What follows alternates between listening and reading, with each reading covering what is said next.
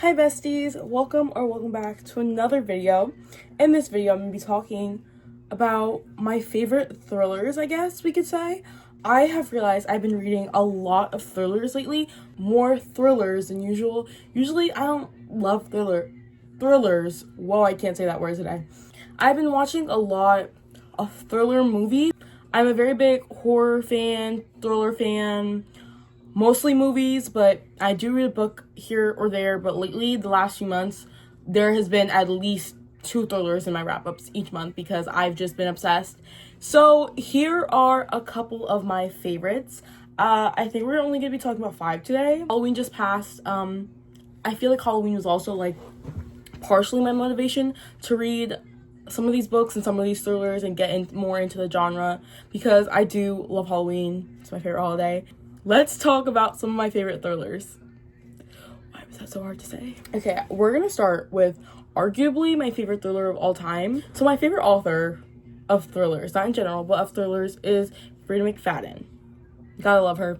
Every single book that I read by her has just been literally chef's kiss, and I can't wait to talk to you guys about this one specifically. Never Lie.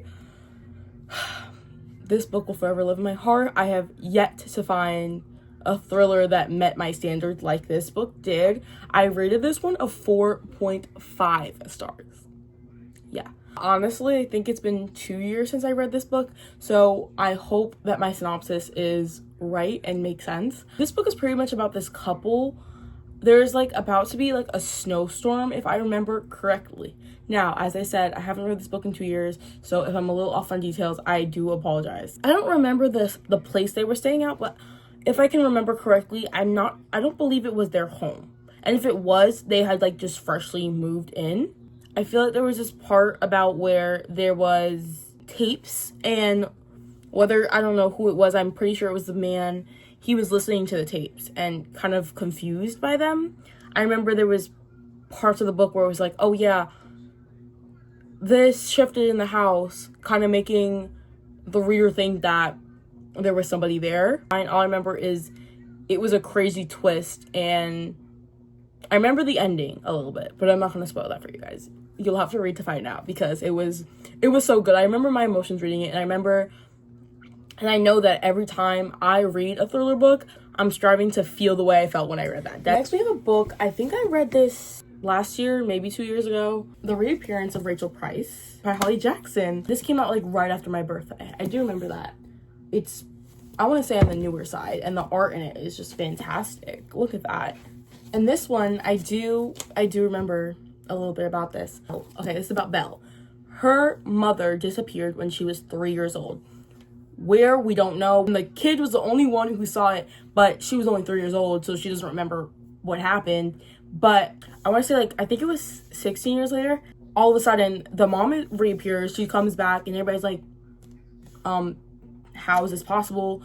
And she's explaining to them like what happened, but the daughter just doesn't believe her. There's some part that the daughter's like, no, something else happened. But while this is happening, it kind of like gives movie because they're sort of like filming a documentary type series about the whole disappearance of the mother.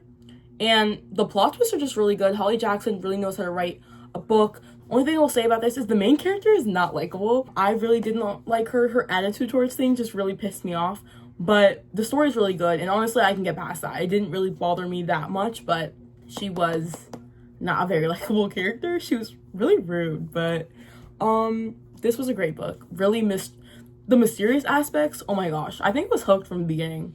And honestly, if it takes me a long time to get into a book, I just can't. So when a book hooks me in from the beginning, you know it's gonna be a good one.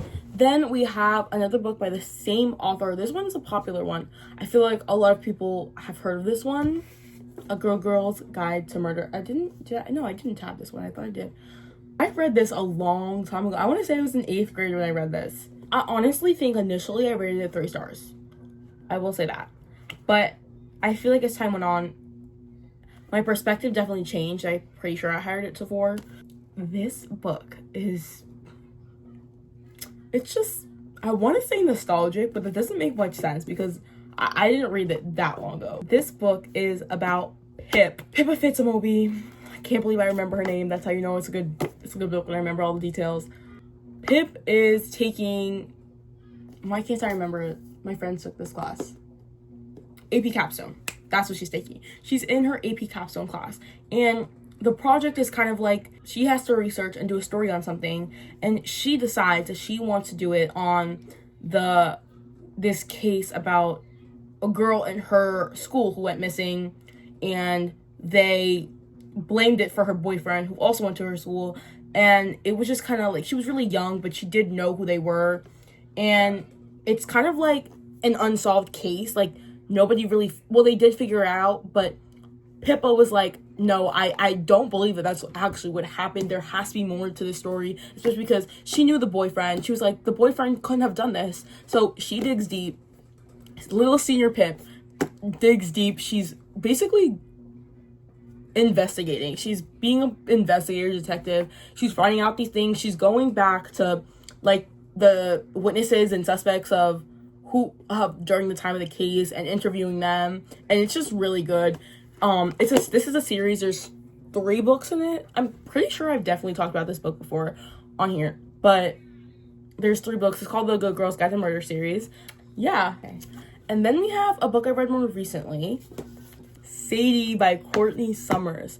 Now, this book at first didn't expect to love it as much as I did, but something about me is books, they don't have to be the greatest book ever. Like, honestly, I could be like iffy reading the whole thing, but if that ending hooks me, instant higher reading. Actually, I want to say this one's more mystery than thriller or anything of the sort. This book is about Sadie. Sadie's sister disappeared.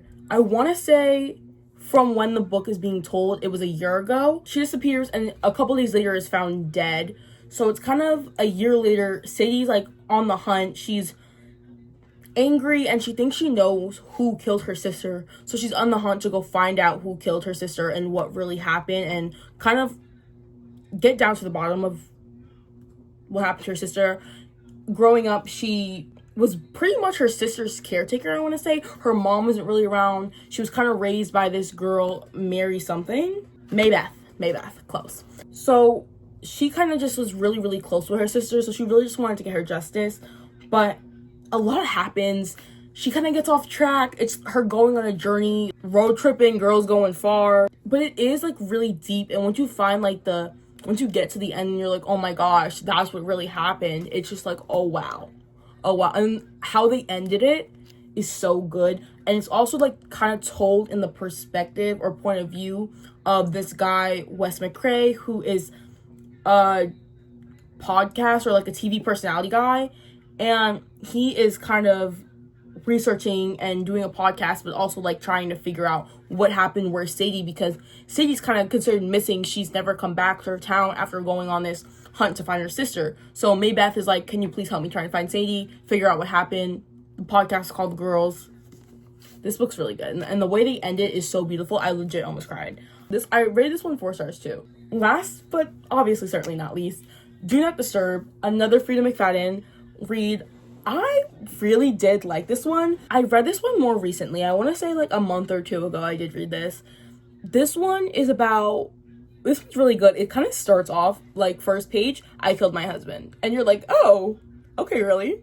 Tell me more. Definitely like has to do with like, I don't know if you guys ever seen Psycho, which is a movie by Alfred Hitchcock.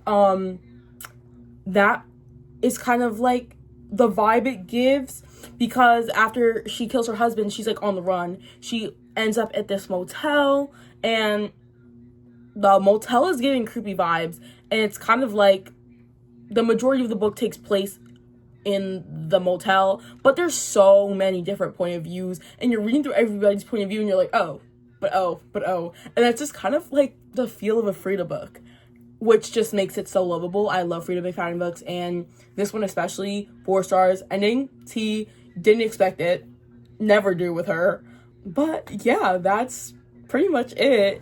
Okay guys, that is the end of this video. I hope you guys took something from this and got some new thriller books that you guys want to read or maybe have read. Drop in the comments if you're interested in any of them. You can like this video if you want, comment if you've seen any books, or some thriller recommendations that you have, and subscribe if you want. It would mean a lot to me. I hope you guys enjoyed this video, and I hope to see you guys in the next one. That's it for me. Bye. Love you.